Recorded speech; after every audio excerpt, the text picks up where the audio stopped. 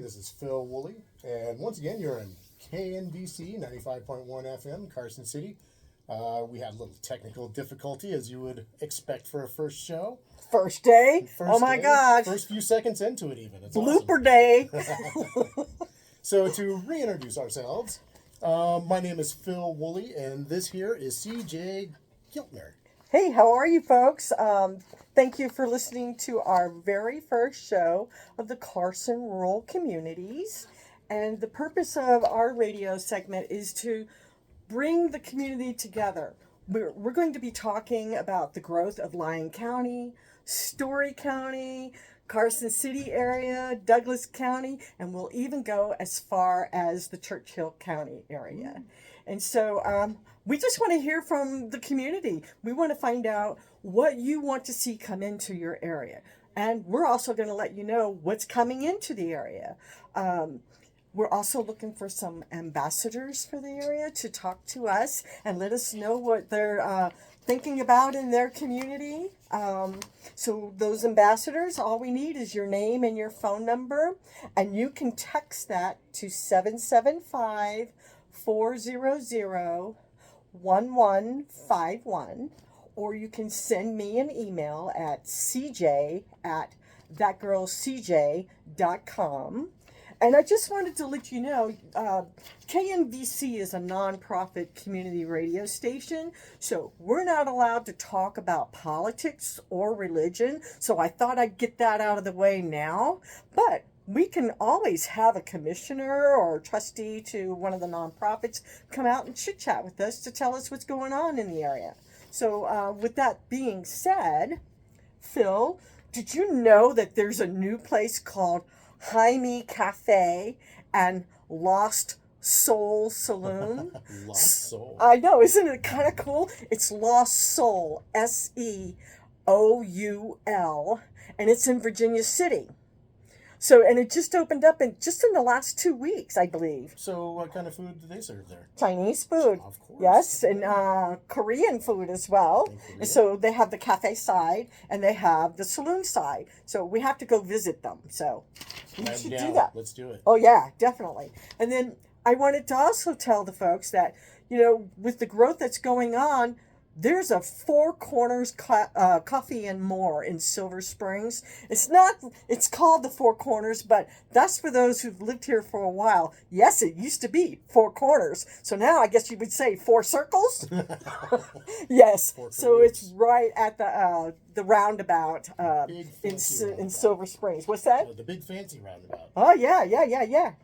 And so some of the things that we would like to keep people... I would say to learn about what's going on, we have a very special event tomorrow in Stagecoach to help the Dion family. You know that accident that happened about a week or so ago? Mm-hmm. That horrible accident in Stagecoach? Yeah, I did on an Apache? Yeah. Well, there is going to be a spaghetti dinner there at the Stagecoach Ranch and Feed tomorrow, which is the 31st. It's going to be 5 to 7 p.m. And the address, in case you're not familiar with the area and you want to go help the folks out, the address is 5955 Apache Drive, right at Highway 50. And then on the 1st, we have Take Your Child to the Library Day. That should be a lot of fun. That's from 12 to 3 p.m. at the Silver Stage Library. So bring your kids over there and do all kinds of stuff. I have no idea what they're doing, but you can have some fun and enjoy it and learn about the library. Yeah, these libraries have a lot of events going on out there. They I have know. Arts and crafts. They've got knitters groups. There's Yes. There's another thing that's coming up on the 4th, and I hope the community can attend it. It starts from 6 to 7:30, and it's going to be at the Dayton Community Center. And you have to register to attend this event, and I found this on Facebook. So just look in your feed. I'm sure it's there because they sent it out to a lot of people. And it's called Community Session for Dayton Tourism Development Project. And it's to help shape the community. And so don't forget, you got to go register so they know how many people are coming. You'll get to find out what's being planned, what they hope to plan, just like we're trying to bring this all to you. So, isn't this one being hosted by the Friends of the Sutro Tunnel? I believe so. Yes, thank you. Yes, from Friends of the Sutro Tunnel, and we all love our tunnel, don't we? Yeah, and if you guys have never been on a tour out there, there's quite a lot of history up there. Yes. But don't go up there unless you're supposed to be there. Yes, exactly, because you never know what's going to happen to you. That. You could disappear. But yeah, there's all sorts of cool stuff up there, like old mining carts, and Chris Pattison is I think he's the head of that group, and he knows all the history. That guy could pick a nail up out of the dirt and tell you where that nail came from. It's pretty amazing. That is awesome. And so I'm from New Orleans, hence my Mardi Gras beads today, because it's Mardi Gras season. I meant to ask you about this. Yeah.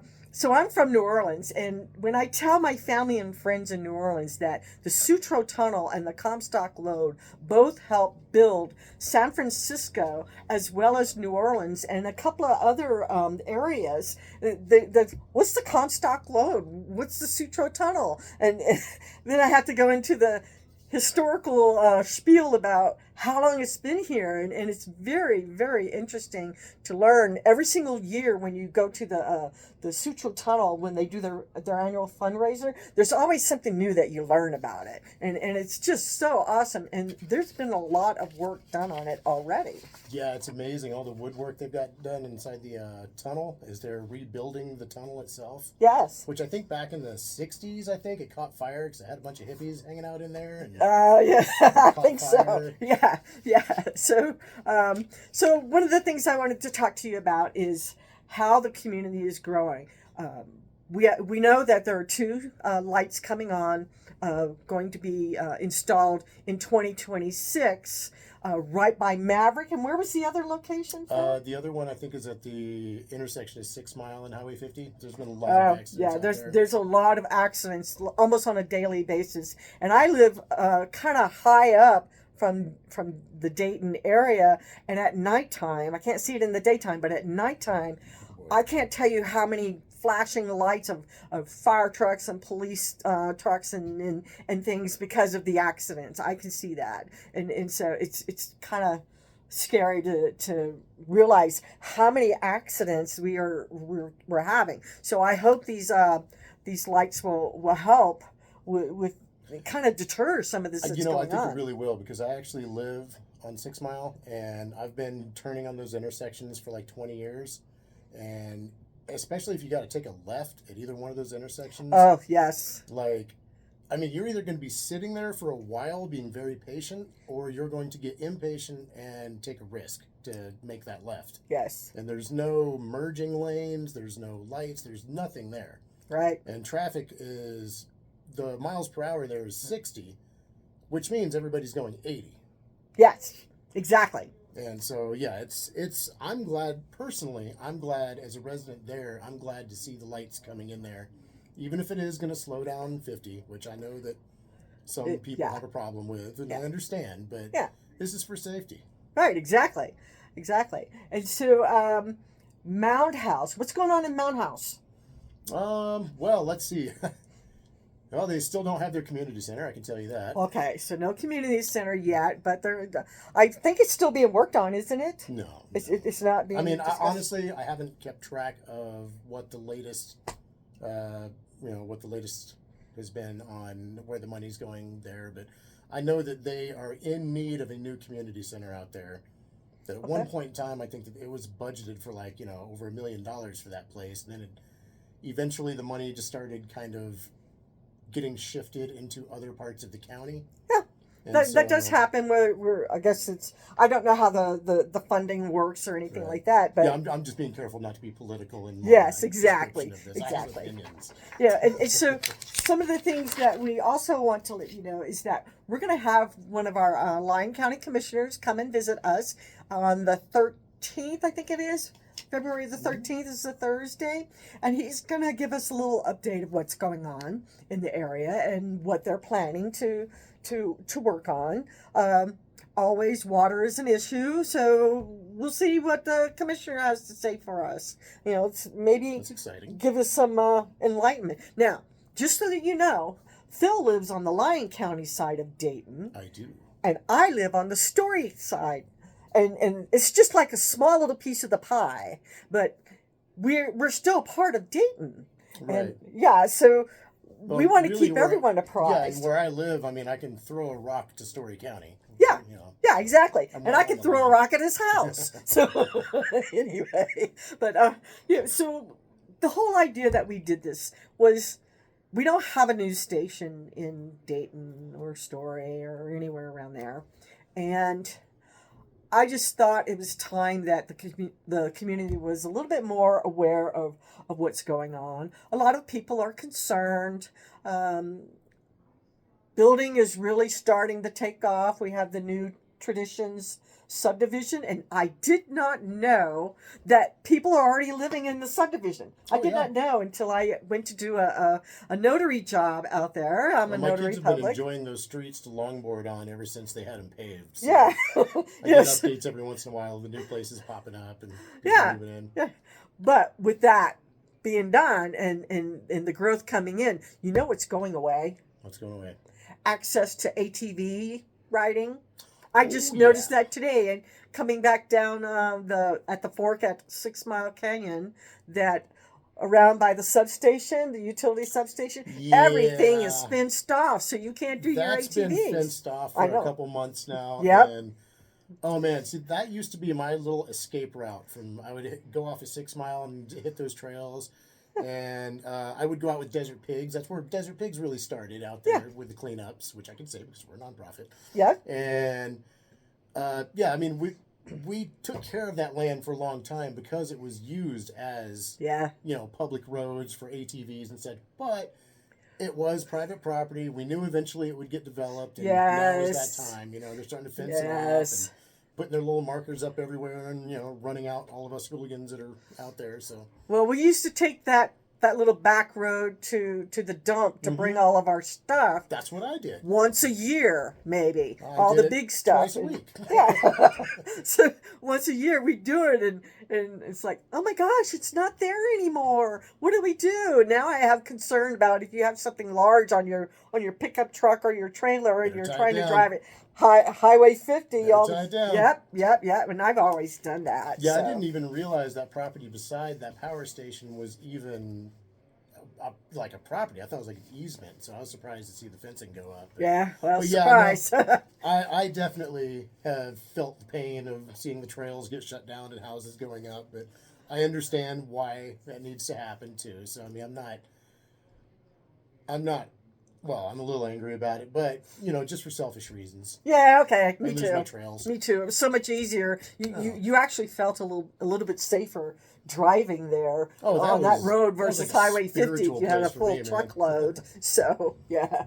So, some of the things that I hope we can bring to you is maybe the ATV group. I saw a while back that there's an ATV group. Maybe they'd like to come in and chit chat with us and tell us what they do.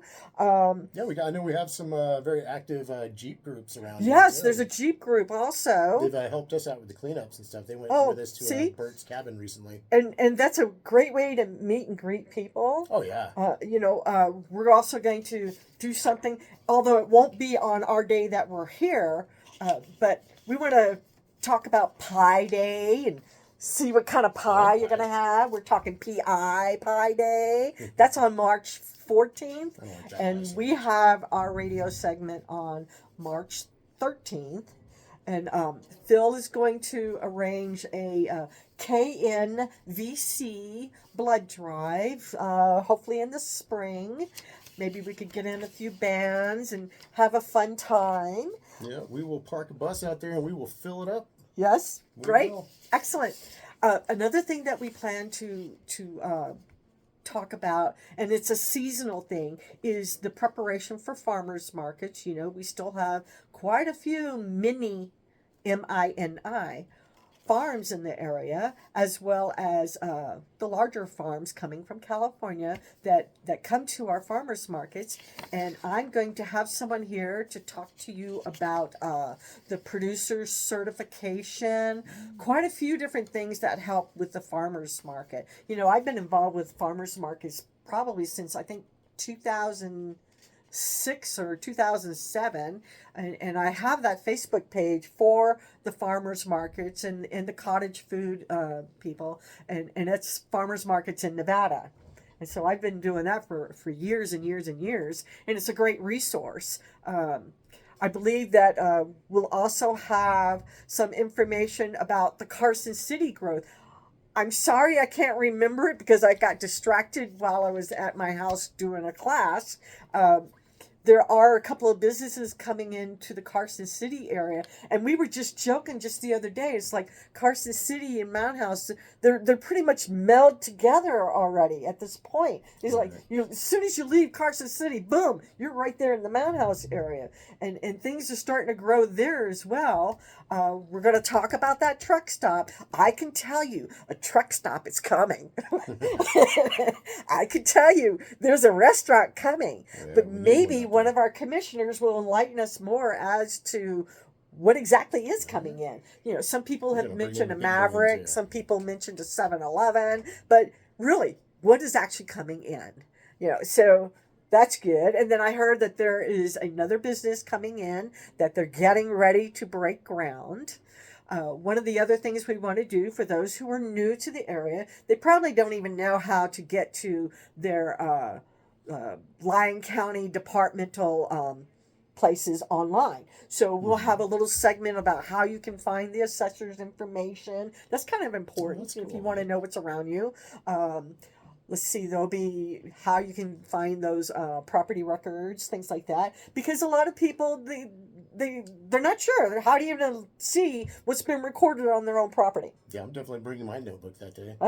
It's pretty easy to find. I'm a former realtor. I've watched the websites change in all the counties, progressing for the better of finding information. In fact, still lots of work to do. Yeah, I had to do a mailing list, and I only wanted it for my street.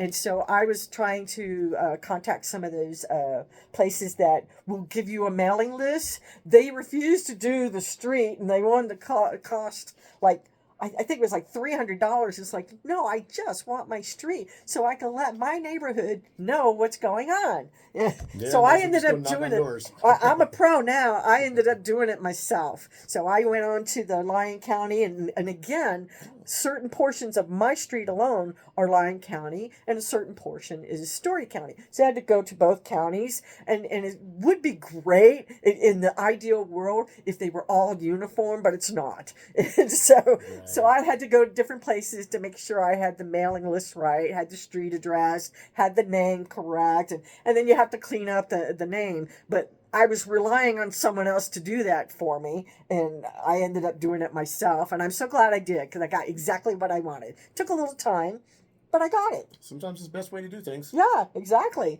So what's going on in your world? Oh, not much in my world. I am still temporarily retired. Well, that's okay. That's a nice way of saying unemployed. But I actually do have a job interview coming up on Tuesday. I'm really excited. Good. You want to tell us about it, what it does, or what? Marketing for casino. Oh, good. That's cool. We all need marketing. Casinos, I guess. Oh, and by the way, that's a good thing to say. So I have a website that's called That Girl CJ. And that's why I use the email of CJ at That Girl CJ. I've had it for years. It started out being for my art, because I do mosaics and stained glass, and I really wasn't using it a lot. Websites start out like that. Yeah, they all start out that way. You know, your fun stuff that you like my doing. little gallery, and then suddenly it just like consumes. Yeah, your life. so exactly. So I pretty much took most of it down, but I could still use the email address, and Phil's going to do a little bit of work on it for me, and hopefully we can post our podcasts over there. We're also going to post the podcast on Facebook on the Dayton Peeps, the official page. It'll be on my YouTube, and we'll give you all the links for those once we get the podcast approved from our general manager. Plus I think that we should take time on one of these shows to break down all the Peeps pages in Dayton. Oh yeah. There's so many Peeps There's like pages. a gazillion of them. I myself run one. It's called My Dayton Peeps is Bigger. Just because. Yeah. So we do the Dayton Peeps, the official page. Then there's the Dayton Peeps, right. And then there's Dayton. There's Dayton Peeps, the Dayton Peeps, the official page. There's My Dayton Peeps is Bigger. There's the anti-Dayton Peeps. There used to be an anti-Dayton Peeps, but I took that page over and renamed it My Dayton Peeps is Bigger, just because. That's too funny. Just because, I like the I don't know, I like the competition between the Peeps. And we're all Peeps, okay? We're all Peeps. So that's going to be entertaining. It really is. It's going to be. There's so much going on. Also, while speaking of websites and such, and I feel like I'm okay to plug this because I'm not. This isn't a business thing at all. I have collected all of the local blood drives that are going on in Lyon County. And cool. In and around Lyon County, and I'm going to be adding more to it. But if you want to find a blood drive near you and you are eligible, then check out philwooley.com/blood. And for anybody who doesn't know how to spell Phil Wooley, that's PHILWOOLEY.com/blood, and it's got links directly to where you can sign up to donate. Excellent. I just signed up myself at a Scoop or Two in Dayton. They have one going on February 8th. 8th. Oh, the 8th? Okay. Mm-hmm. Okay. I believe it's Saturday. So. Oh, cool. And there's like 5 seats left this morning when I looked at it, and I don't know. I feel very strongly about these blood drives, always have, and I'd love to see everybody fill up these buses, because even if we filled up every bus at every drive, we'd be struggling to keep the supply up. Yeah. And without a unit of blood, somebody can die in a hospital. That's right. And there's all sorts of different reasons and different demographics of people that need it. And so, I mean, if you can give, then please find a blood drive. Go onto my site, find a blood drive, bug your boss, tell them to host a blood drive. Yes, so, I mean, exactly. They're actually really easy to host. Do a corporate blood drive. I probably hosted like 100 of them or more. Oh my gosh, yes. And we're going to plan one here at KNVC at the beautiful Adams House in Old Town Carson area. I like to say that. And let's see, you had mentioned to me about a new trustee in the school board. Yes, I'm gonna have to. Oh yeah, he's gonna look it up. I have to. We only have like 5 minutes still to find it. Hustle. I can't remember what her last name was. Her name is Suzanne. Okay. Yeah. All I can tell you right now is that the school board of trustees voted in a new trustee, and looking at her LinkedIn yesterday, I was blown away. Oh, good. I mean, she's a PhD. She has chaired boards for looks like many years. I don't want to give away age or anything, but yeah, a lot of years. And I'm just very happy to see somebody very qualified taking that position for the library board. Very good. And I'm happy to have you on, Suzanne. I wish I remembered what your last name was, though. He'll get it right next time. I'll get it right next time. I'll take notes before I get here. Like I said, today is the blooper day. Okay. And we only screwed up right when we started. So yeah, that's okay. And I'm seeing somebody remote accessing this computer here, so I think that we're doing okay. That, or I'm just controlling it with my mind now. You must be. Oh wow! Job. Every time you do something, do that again. Oh no, it's moving on its own. So, well. Anyway, we wanted to say thank you for joining our first podcast. You know that we still, both of us, will go out and do a little 5-minute video podcast about the community, events coming up, things like that. In fact, I'm doing one this Saturday for someone, and that's all free. We do it just to help the community. That's it. Yeah, CJ's been doing his podcast for a while. In fact, that's how I met CJ. Yeah. On the podcast. Actually, I'm not a stranger to a podcast, and I'm not a stranger to the video. So when I lived in Fernley, this is almost 20 years ago, when Jan France was doing the Fernley News, I would go out and do the videos about the different events. One of them that I can remember is the Rotary Club had their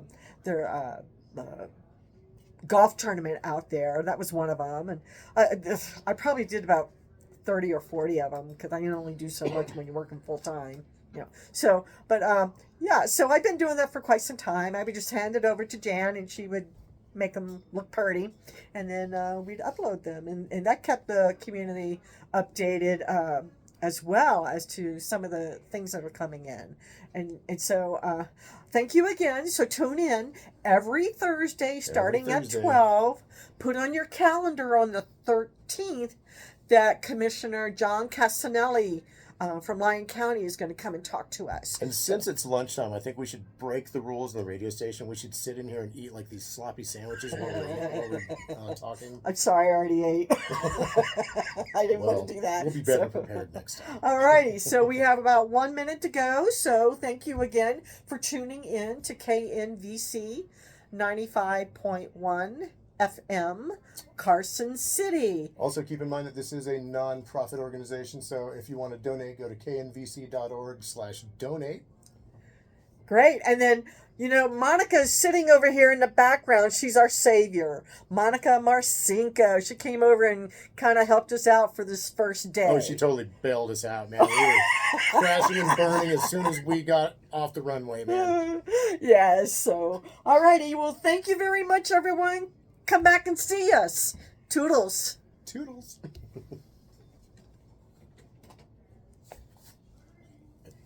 I missed something tonight.